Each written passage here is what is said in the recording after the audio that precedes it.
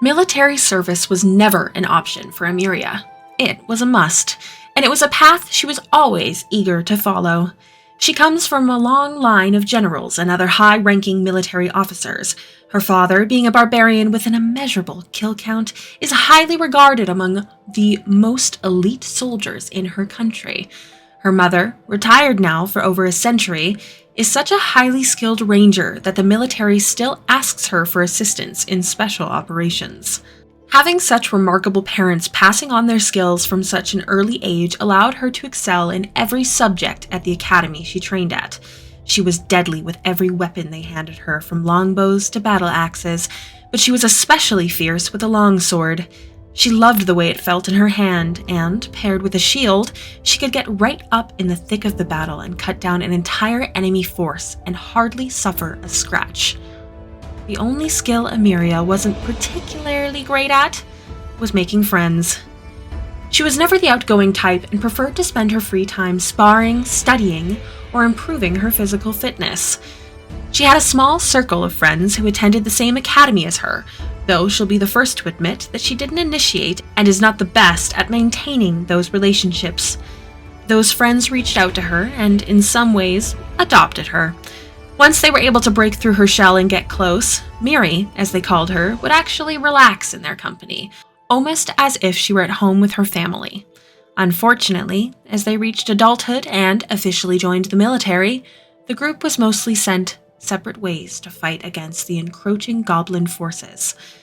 They keep in touch whenever possible, but AMERIA is typically slow to respond to letters.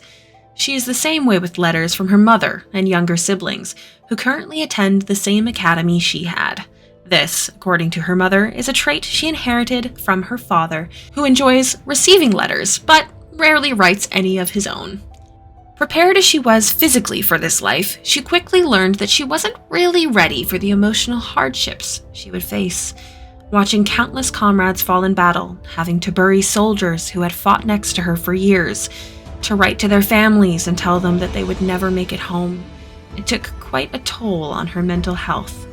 When she was offered orders to travel northward toward the border to keep an eye on the amassing goblin armies, she jumped on the opportunity. She was eager for the distraction and more than willing to put the survival skills her mother had taught her to the test. However, this new group she was sent to work with was completely different from anything she'd ever experienced before. They were all from different nations on her continent, and almost all of them possessed some kind of magical abilities.